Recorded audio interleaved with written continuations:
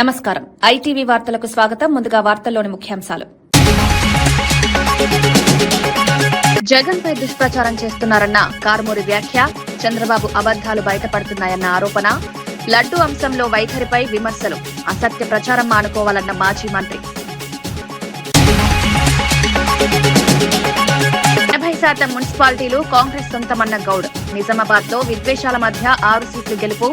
Uma Rani mayor కావడం కాంగ్రెస్ వల్లనేనన్న వ్యాఖ్య, పట్టణాభివృద్ధికి కట్టుబడి పనిచేస్తామన్న హామీ. లడ్డూ వివాదంపై చంద్రబాబుపై వేణుగోపాలకృష్ణ విమర్శలు, మత అంశాలను రాజకీయాలకు వాడొద్దన్న హెచ్చరిక, భక్తుల విశ్వాసాన్ని దెబ్బతీయొద్దన్న మాజీ మంత్రి, అబద్దాలతో ప్రజల మనసులు గాయపరిచారన్న ఆరోపణ.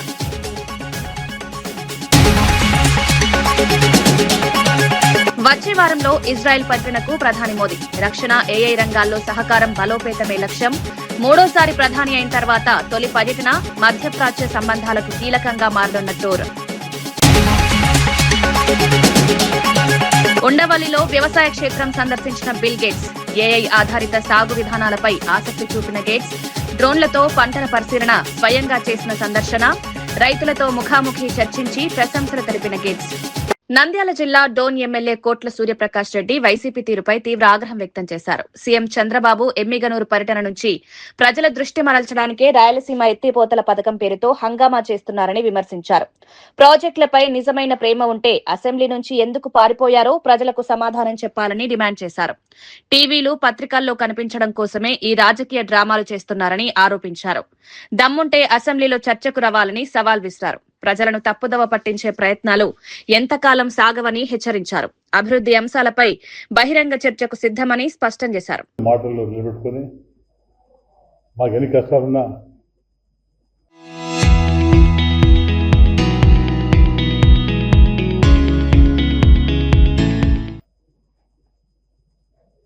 కేంద్ర సహకారంతో మేము ముందు పోతున్నాం. అందులో భాగంగా మన బడ్జెట్ కూడా మేము రూపొందించాం. అలాగా అన్ని వర్గాలకు, పంచాయతీ కానీ, మైనారిటీస్ కానీ, ఎస్సీలు కానీ, బీసీలు కానీ, అన్ని కులాలకు కూడా అందులో కలుపుకొని బడ్జెట్ అలాగా చేశాం. దీనికని ఒక ఎత్తు ఒక రాయలసీమ వారిగా ఈ పొద్దుటి బారున మద్రాసు వెళ్ళిపోతే కొంచెం ప్రాంతం కడప, అలగడ ప్రాంతం పోతాయి. సరే, దాన్ని ఐఎమ్ నాట్ అగ్రీస్ దట్, పోల్సిందే. కానీ మనకు రాయలసీమకు అనంతపూర్, కర్నూలు, అనంతపూర్, చిత్తూరు బాపడాలంటే నేనుగా మనకు కొంత బయట కట్టాల్సిందే నా డిమాండ్. ఆరోగ్య సమస్య కానీ మీరుగా ముఖ్యంగా రాయలసీమలో పెండింగ్ పాయింట్ కూడా కంప్లీట్ చేస్తాను. తాగునీరు ముఖ్యంగా సాగునీరు కావాలి. ఆయన స్పీచ్లో క్లియర్ చెప్పాడు, నీళ్లు వేసిపోతున్నాయి. మన శ్రీశైలం డ్యామ్ కానీ రాష్ట్రంలో చాలా ఉన్నాయి.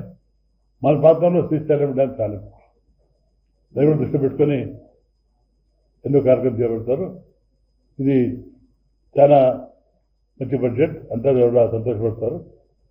నా డిమాండ్ ఏమంటే ఇందులో భాగంగా మేము తెలిసి మీరు ముఖ్యమంత్రి గారు 6వ తారీఖు ఎమ్మెల్యేకి వస్తే 5వ తారీఖు మన వైకాపా మిత్రులు రాయలసీమ ఎత్తిపోత పథకం కిందపై నాకు హంగామా చేశారు. అంటే చంద్రబాబుకు అగ్నిష్గా పేపర్ వస్తుంది, పెద్ద ఎత్తున వీళ్ళు ఉండవల్లిలోని వ్యవసాయ క్షేత్రాన్ని ముఖ్యమంత్రి చంద్రబాబుతో కలిసి gates foundation chairman bill gates సందర్శించారు.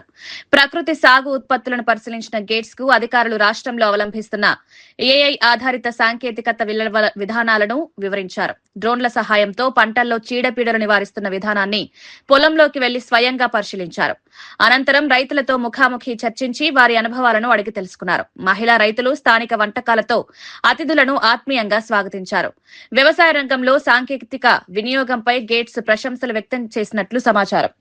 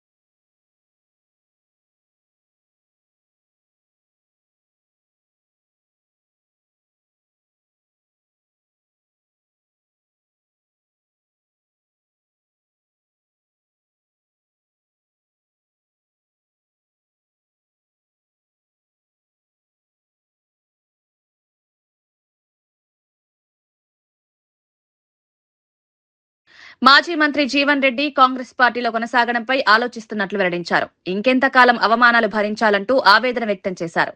ఎమ్మెల్యేగా సంజయ్ ఉన్నంతకాలం తనకు వేధింపులు తప్పవని వ్యాఖ్యానించారు. జగిత్యాలలోని పరిస్థితి ఇలా ఉంటే పార్టీ మారిన మరో 9 ప్రాంతాల్లో పరిస్థితి ఎలా ఉందో ఊహించవచ్చన్నారు. పార్టీలో తనకు తగిన గౌరవం లభించడం లేదని సూచించారు.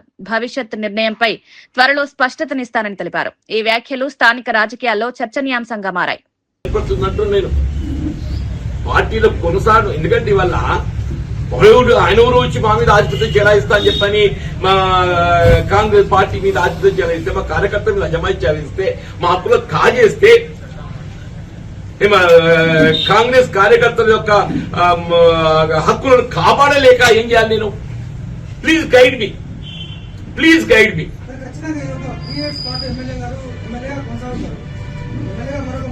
డెఫినెట్లీ అదే అందుకే బాధపడుతున్నా అంటున్నా నేను.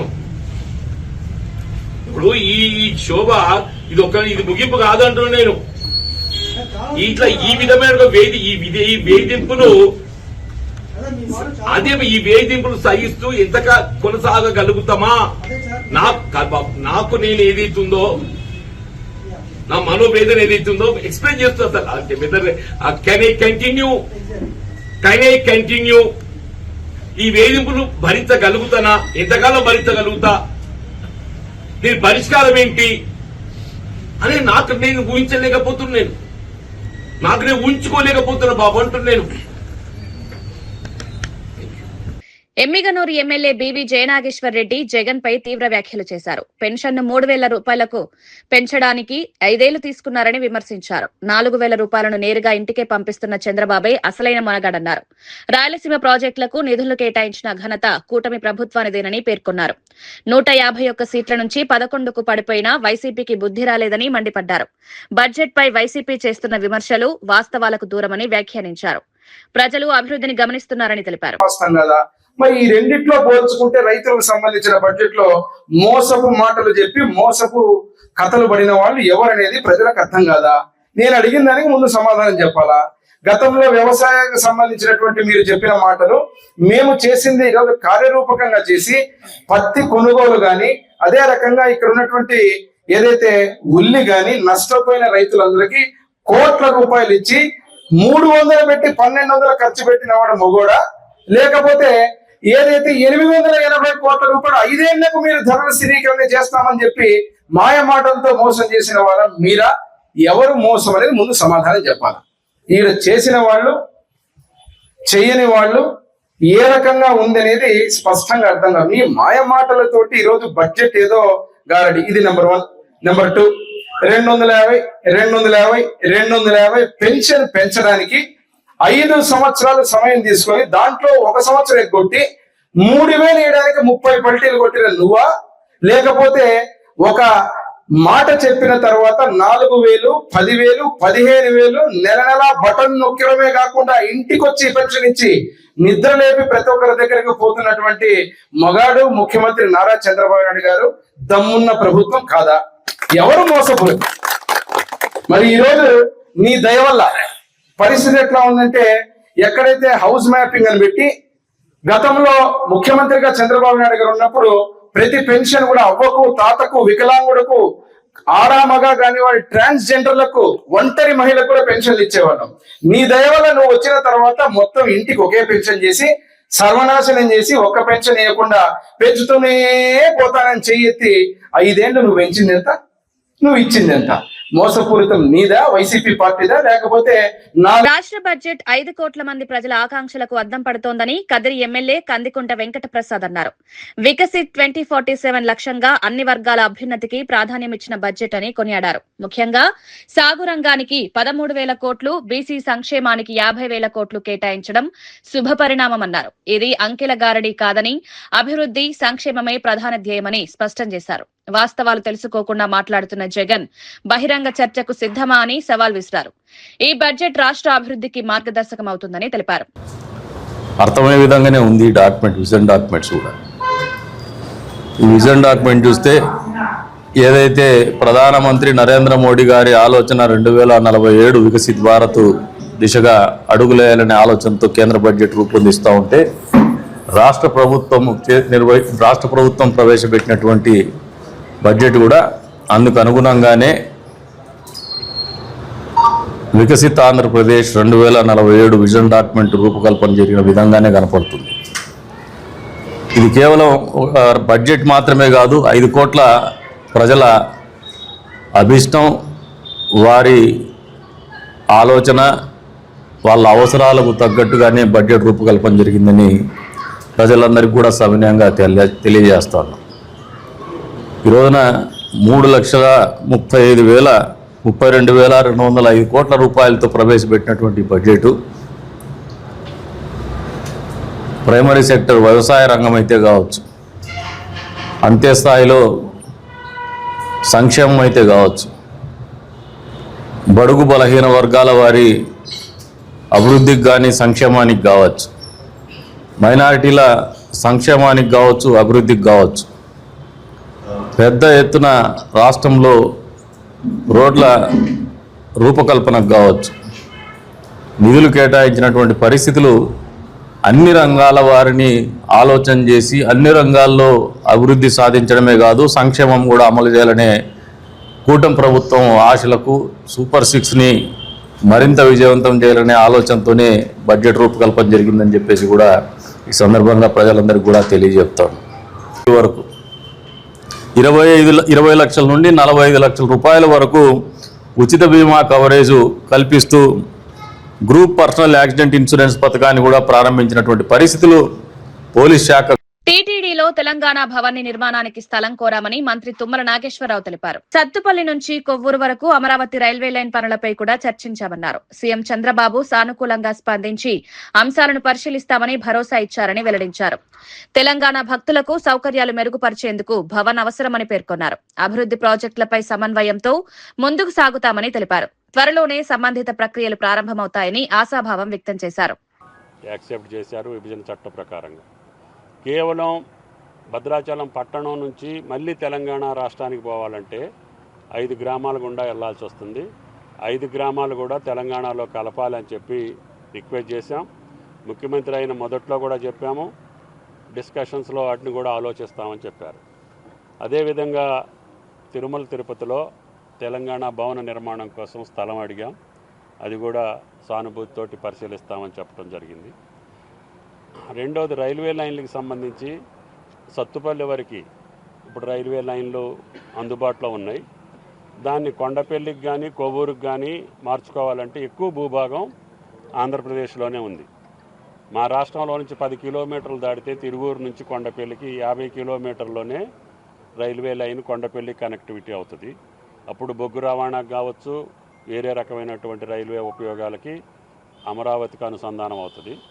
ఆనాడు చుట్టూ తిరిగి వచ్చే పని లేకుండా నేరుగా సత్తుపల్లి నుంచి కొవ్వూరుకి, సత్తుపల్లి నుంచి అమరావతికి కనెక్టివిటీ వస్తుందని చెప్పాం.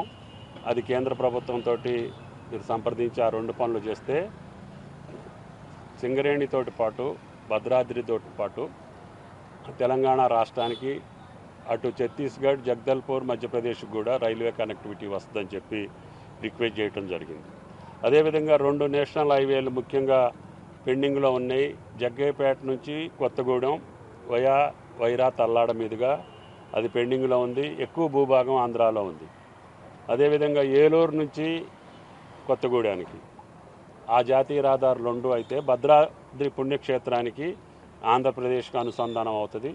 భద్రాద్రి ఆలయానికి ఆంధ్రప్రదేశ్ రాష్ట్రంతో కనెక్టివిటీ బాగా వస్తుందని చెప్పి రిక్వెస్ట్ చేశాం.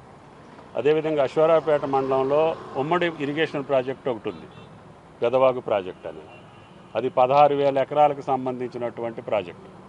అయితే విభజన చట్టంలో కుక్కునూరు, ఏలేరుపాడు మండలాలు ఆంధ్రాకి రావటం మూలాన 14,000 ఎకరాల ఆయకట్టు ఆంధ్రాలో ఉంది, 2,000 ఆయకట్టు మాత్రమే తెలంగాణలో ఉంది. ఆ ప్రాజెక్టు అంతకుముందు వర్షాల్లో బ్రీచ్ అయింది. ఆ రిపేర్కి జాయింట్ ప్రాజెక్టు కాబట్టి 2 రాష్ట్రాలు ఉమ్మడిగా దాన్ని రివైవ్ చేయాల్సిన పరిస్థితి ఉంది. అది కూడా ఎక్కువ భూభాగం, ఎక్కువ ఆయకట్టు ఆంధ్రాది ఉంది కాబట్టి దాన్ని కూడా 80% మున్సిపాలిటీలను కాంగ్రెస్ కైవసం చేసుకుందని టీపీసీసీ చీఫ్ మహేష్ కుమార్ గౌడ్ తెలిపారు. నిజామాబాద్ లో ఓటు శాతం తగ్గించేందుకు కుల మత విద్వేషాలు రెచ్చగొట్టిన ఎంఐఎంపై పోటీ చేసి 6 సీట్లు గెలిచామని పేర్కొన్నారు. నగరాభివృద్ధి దృష్ట్యా ఎంఐఎం సహకారం తీసుకున్నామని వివరించారు. పేద స్థాయి నుంచి వచ్చిన ఉమారాణి మేయర్ కావడం కాంగ్రెస్ వల్లే సాధ్యమైందన్నారు. ప్రజల నమ్మకాన్ని నిలబెట్టుకునేలా పట్టణాభివృద్ధికి కట్టుబడి పనిచేస్తామని స్పష్టం చేశారు. అభివృద్ధి దృష్టిలో పెట్టుకొని ఎన్నికలైన తర్వాత ఎంఐఎం సహకారం తీసుకోవడం జరిగింది. కాంగ్రెస్ పార్టీ రేవంత్ రెడ్డి గారి నేతృత్వంలో ఇస్తున్నటువంటి అభివృద్ధి ఫలాలు, సంక్షేమ ఫలాలు నిజామాబాద్ పట్టణానికి కూడా రావాలని, ఆ దశగా ఇక్కడ అభివృద్ధి జరగాలని ఎన్నికల ముందు ఎంఐఎం మీద పోటీ చేసినప్పుడు కూడా ఆ పోటీ చేసి మేము 5 సీట్లు గెలిచినాం ఎంఐఎం మీద. కానీ పోస్ట్ ఎలక్షన్ తర్వాత నిజామాబాద్ అభివృద్ధి దృష్టిలో పెట్టుకొని ఎంఐఎం సహకారం తీసుకోవడం జరిగింది. అదేవిధంగా టీఆర్ఎస్ నుంచి గెలిచిన ఒక సభ్యుడి సహకారం తీసుకోవడం జరిగింది. ఇలా 34 ఓట్లతో, అంటే 3 ఓట్ల మెజారిటీతో ఇలా కాంగ్రెస్ మేయర్ కూరగాయల ఉమారాణి గెలపడం జరిగింది. ఒక చిన్న స్థాయి, బీద స్థాయి నుంచి వచ్చినటువంటి ముదిరాజ్ మరియు పెరక కులానికి చెందినటువంటి ఉమారాణి ఇలా మేయర్ పీఠం అధిరోహించిందంటే ఇది కాంగ్రెస్ పార్టీలోనే సాధ్యమవుతుంది. ఒక బీద కుటుంబంలో పుట్టినటువంటి ఉమారాణి వాళ్ళ మేయర్ని కాంగ్రెస్ పార్టీ చేయగలిగిందంటే నిజమైనటువంటి పేదల పెన్నిది కాంగ్రెస్ పార్టీని చెప్పక తప్పదు. ఇలా బీసీలకి నిజామాబాద్ మేయర్ పట్టం కట్టబెట్టి, అదే రకంగా చాలా మున్సిపాలిటీలో బీసీలకి అవకాశాలు ఇచ్చి మేము 42% రిజర్వేషన్ ఇవ్వాలనుకున్నప్పుడు బీజేపీ అడ్డు పలిగినప్పటికీ కూడా మేము పార్టీ పరంగా ఇవాళ దాదాపు 50% మున్సిపాలిటీసు బీసీలకు ఇచ్చి బీసీల పట్ల మాకున్న ప్రేమను చాటుకోవడం జరిగింది.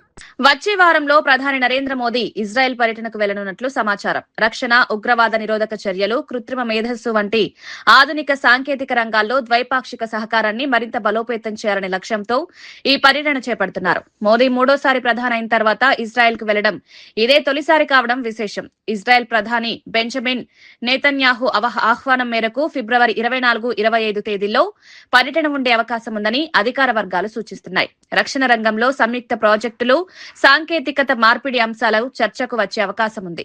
మధ్యప్రాచ్య దేశాలతో భారత సంబంధాలను మరింత బలోపేతం చేసే దిశగా ఈ పర్యటన కీలకంగా మారనుంది.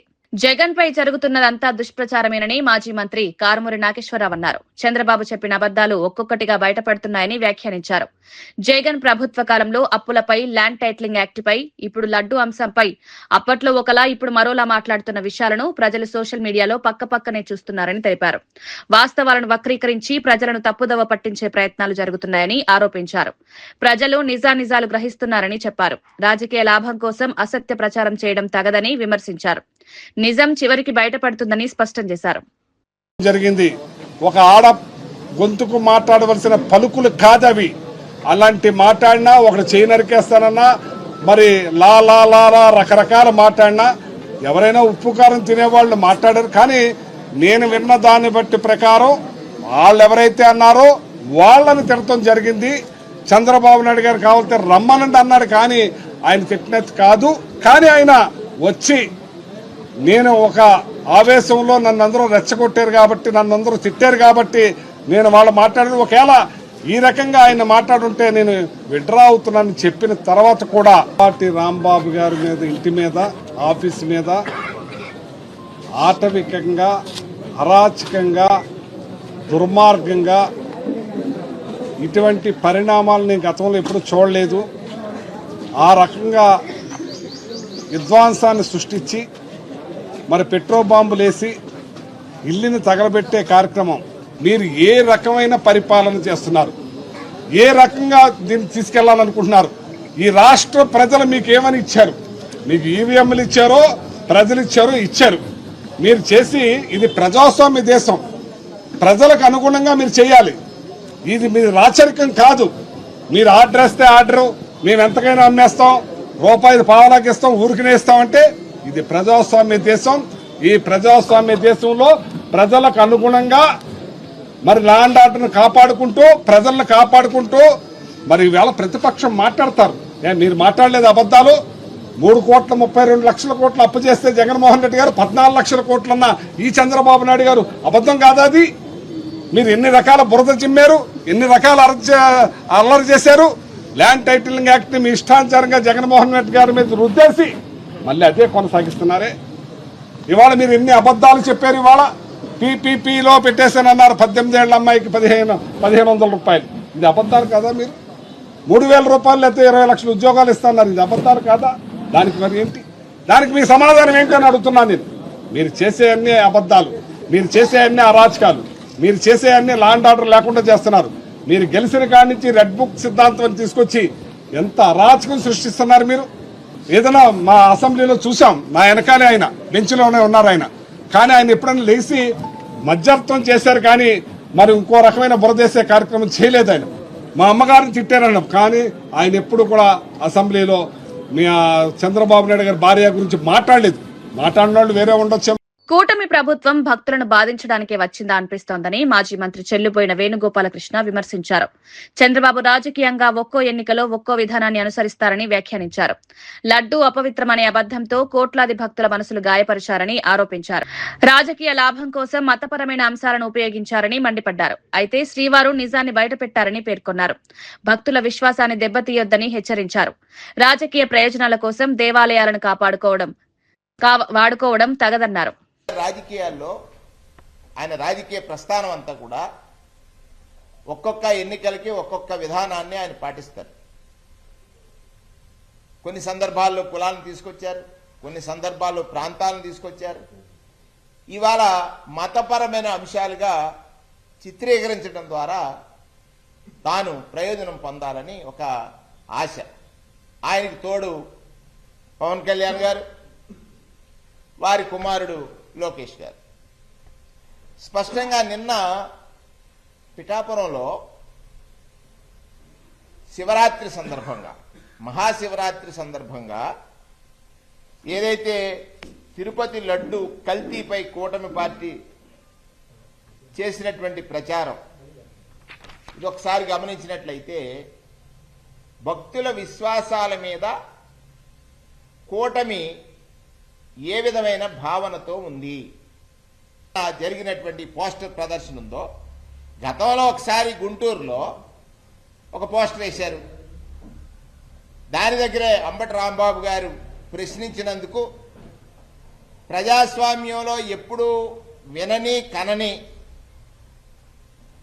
రాజ్యాంగ విరుద్ధంగా రాంబాబు గారు ఇంటిపై దాడి చేసి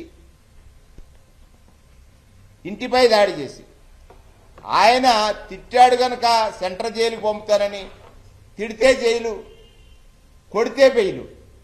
ఇది కొత్తది. ఆంధ్రప్రదేశ్ రాష్ట్రంలో కొత్త చట్టం తీసుకొచ్చారు. తిడితేనేమో సెంట్రల్ జైలుకు పంపుతారు, కొడితేనేమో కొట్టేసి వారు కొడితే బెయిల్ ఇస్తారు. వారు కొడితే. ఇది ప్రజాస్వామ్య ప్రేమికులందరూ కూడా ఒకసారి ఆలోచించమని. ఇది దీనికా మనకి స్వాతంత్రం వచ్చింది, ఇదా మన రాజ్యాంగం చెప్తున్నది. అంటే శ్రీవారి భక్తుల పట్ల, హరిభక్తుల పట్ల చంద్రబాబు నాయుడు గారి రాజకీయ అధికార అహంకారంతో భక్తుడు స్వీకరించినటువంటి ప్రసాదంలో కల్తీ జరిగిందనేటువంటి ఒక ప్రచారాన్ని మొదలుపెట్టి ఆయన చేసినటువంటి ప్రచారం ద్వారా యావత్ భక్తకోటి ప్రపంచవ్యాప్తంగా ఆందోళనకు గురైంది, మానసిక వేదనకు గురైంది, మానసిక క్షోభతో నిత్యము బాధపడింది. చంద్రబాబు నాయుడు గారు అనుకున్నారు ప్రసాదంలో కల్తీ చేశారు అంటే గడచిన ప్రభుత్వం మీద నెట్టేయొచ్చని ప్రసాదాన్ని అపవిత్రమనేటువంటి మాట ద్వారా భక్తుల యొక్క మనస్సుల్ని కలిచివేశాడు. కానీ శ్రీవారు స్వామి ఒకవేళ చంద్రబాబు నాయుడు గారు జగన్ గారిపై చూపించాలని ప్రయత్నిస్తే అది శ్రీవారి ప్రసాదంపై చూపించాడు. కానీ 4 వేళ్లు 15 రోజుల్లో ఒకవేళ ఆయన చూపిస్తే 4 వేళ్లు ఆయన తప్పుల్ని చూపిస్తున్నాయి. శ్రీవారితో పెట్టుకుంటే అంత ఈజీ కాదు. చంద్రబాబు నాయుడు గారు సిగ్గుపడకుండా ఈ నింద జగన్మోహన్ రెడ్డి మీద వేసేయచ్చు అనేటువంటిది. నేను మరొకసారి చెప్తున్నాను, మీరు జగన్మోహన్ రెడ్డి గారి మీద నింద వేస్తే మీకు రాజకీయంగా ప్రయోజనం ఉండొచ్చు, కానీ జగన్నాథుడి మీద నింద వేశారు మీరు. జగన్నాథుడి ప్రసాదం మీద నింద వేశారనేది మర్చిపోయారా? జగన్నాథుడు అంటే శ్రీమన్నారాయణుడు. తిరుమల లడ్డూపై రాజకీయం చేసి ప్రయోజనం పొందాలని ఈ కూటమి ప్రభుత్వం చేసినటువంటి కుట్ర. జగిత్యాలలోని శ్రీనివాస థియేటర్ ను నటుడు అర్జున్ తన కుమార్తె ఐశ్వర్యతో కలిసి సందర్శించారు. సీతాపయనం చిత్రాన్ని ప్రేక్షకులతో కలిసి వీక్షించారు. థియేటర్ కు వచ్చిన అభిమానులు అర్జున్ తో సెల్ఫీలు దిగేందుకు పోటీ పడ్డారు. అభిమానులతో స్నేహపూర్వకంగా ముచ్చటించిన అర్జున్ వారి ప్రేమాభిమానాలకు కృతజ్ఞతలు తెలిపారు. సినిమా బృందానికి శుభాకాంక్షలు తెలియజేశారు. థియేటర్ వద్ద సందడి నెలకొంది. అభిమానుల హర్షధ్వానాల మధ్య కార్యక్రమం సాగింది.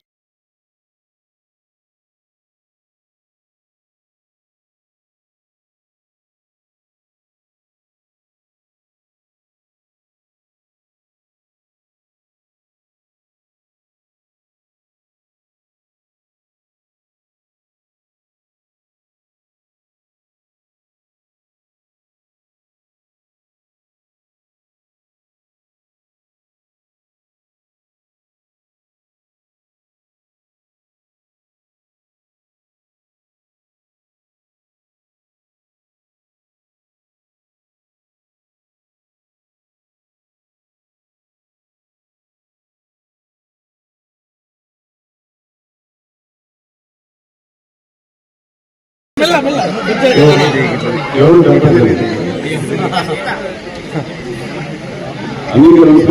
నమస్కారం అండి.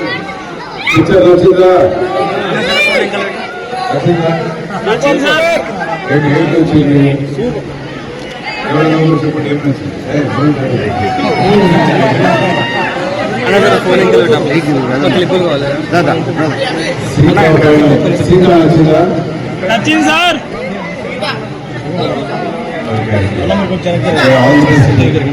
ఇక్కడ కొండగట్టు వచ్చాను. సినిమాకి రానుకుంటుంటే అందరికీ మహాశివరాత్రి మంచి ఆరోగ్య ఐశ్వర్య సంతోషం.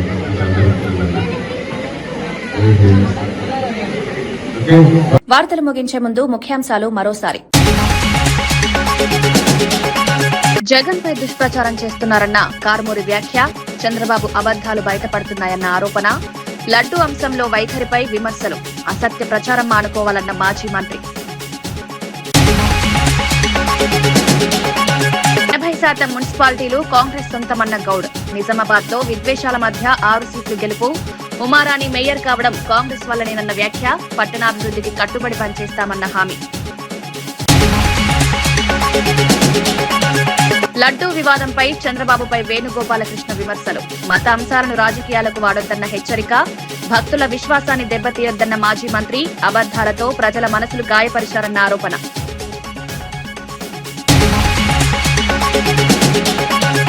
వచ్చే వారంలో ఇజ్రాయెల్ పర్యటనకు ప్రధాని మోదీ. రక్షణ, ఏఐ రంగాల్లో సహకారం బలోపేతమే లక్ష్యం.